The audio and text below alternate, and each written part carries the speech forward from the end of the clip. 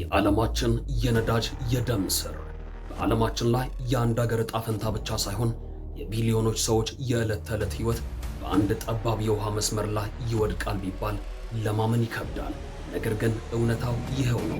ይህ ቦታ የሆርሙዝ ወሽመጥ ይባላል። በካርታ ላይ ሲታይ ትንሽ ቢመስልም በውስጡ ግን የዓለማችንን የኃይልና የኢኮኖሚ ሚዛን ይዘዋል። በዚህ ቆይታችን የሆርሙዝ ወሽመጥ ምን እንደሆነ፣ ለምን ይህን ያህል አስፈላጊ እንደሆነና ጠባብ መሆኑ እንዴት ለዓለም አቀፍ ውጥረት ማዕከልነት እንደዳረገው እንመለከታለን። በመጀመሪያ ወሽመጥ ምን ማለት ነው? ወሽመጥ ማለት ሁለት ትላልቅ የውሃ አካላትን የሚያገናኝ ጠባብ የውሃ መስመር ማለት ነው። ዛሬ የምንዳስሰው የሆርሙዝ ወሽመጥ በስተሰሜን በኢራን በስተደቡብ ደግሞ በኦማንና በተባበሩት አረብ ኤሚሬትስ የተከበበ ጠባብ የባህር መተላለፊያ ነው። ይህ ወሽመጥ ሁለት ትላልቅ የውሃ አካላትን ያገናኛል።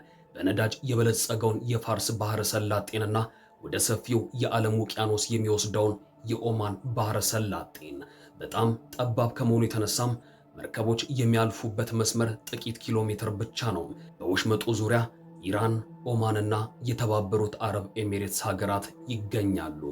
የሆርሙዝ ወሽመጥ በየቀኑ እጅግ በጣም ከፍተኛ መጠን ያለውን ነዳጅ በዓለማችን ግዙፍ መርከቦችን ለማጓጓዝ ያገለግላል። እንደ አውሮፓውያኑ አቆጣጠር በ2018 በቀን በአማካይ 21 ሚሊዮን በርሜል ነዳጅ በዚህ ወሽመጥ ያልፍ ነበር።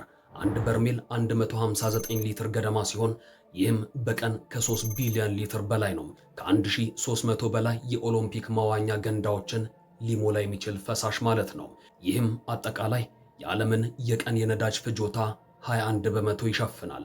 በባህር ከሚጓጓዘው ነዳጅ 1/3ኛው እንዲሁም በንግድ ከሚንቀሳቀሰው ተፈጥሯዊ ጋዝ 1/4ኛው በዚህ ወሽመጥ ያልፋል።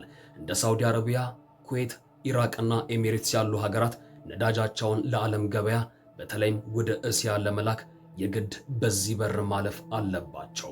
ሌላ አጭር መንገድ የላቸውም።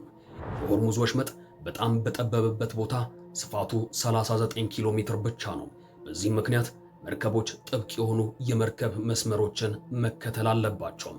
ምንም እንኳን ጠባብ ቢሆንም ወሽመጡ የዓለማችን ግዙፍ የነዳጅ ጫኝ መርከቦችን ማለትም እነ ቪኤልሲሲ እና ዩኤልሲሲ ሊያስተናግድ የሚችል ጥልቀት አለው። 39 ኪሎ ሜትር ለምን ጠባብ ተባለም? በእግር ለሚጓዝ ወይም በመኪና ለሚሄድ ሰው 39 ኪሎ ሜትር በጣም ሰፊ ሊመስል ይችላል። ነገር ግን ለግዙፍ የነዳጅ መርከቦች ሲታሰብ ነገሩ ይለወጣል።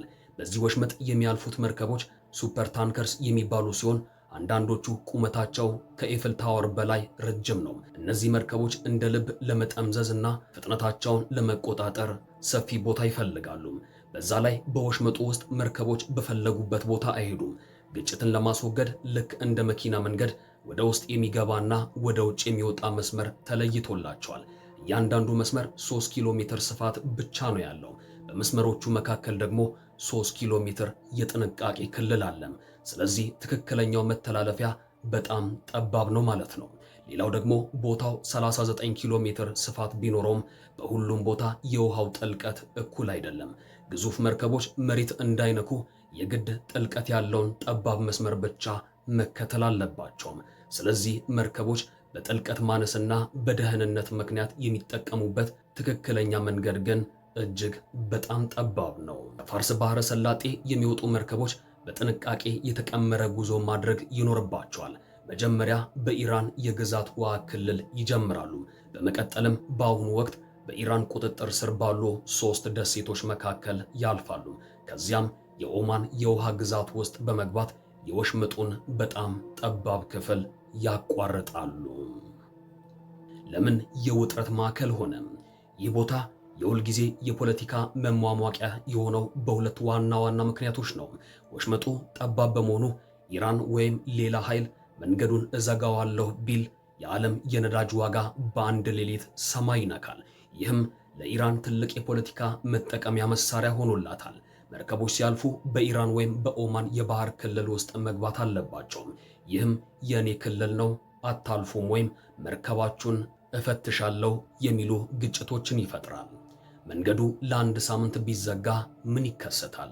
የሆርሙዝ ወሽመጥ ለጥቂት ቀናት እንኳን ቢዘጋ ውጤቱ በዓለም ዙሪያ ካሉ መንደሮች እስከ ዋይት ሃውስ ድረስ ይሰማል።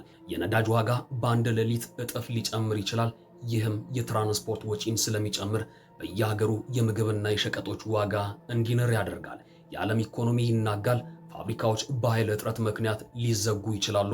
የአክሲዮን ገበያዎች ይደነግጣሉ። የዓለምን ኢኮኖሚ ወደ ውድቀት ወይም ሬሲሽን ሊከተው ይችላል። ይህ መስመር እንዳይዘጋ አሜሪካና ሌሎች ሀያላን ሀገራት በወታደራዊ ኃይል ጣልቃ መግባታቸው ስለማይቀር ወደ ከፍተኛ ክልላዊ ወይም ዓለም አቀፋዊ ጦርነት ሊያመራ ይችላል። ይህ ቦታ ዛሬ ብቻ ሳይሆን ለዘመናት የሀያላን መናኸሪያ ነበር።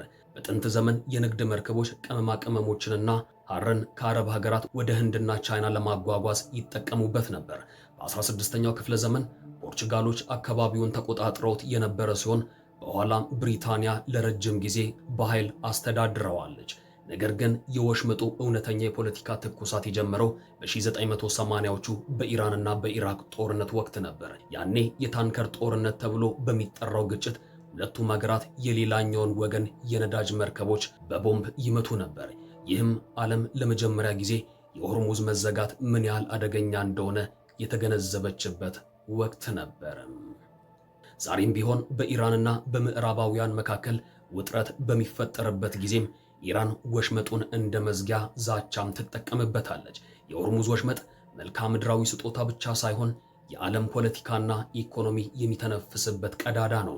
ይህ ጠባብ የውሃ መስመር ሰላም መሆኑ ለዓለም ሰላም መሆን ወሳኝ ነው። ምክንያቱም ሆርሙዝ ሲታፈን ሁሉም አብሮ ይታፈናልና።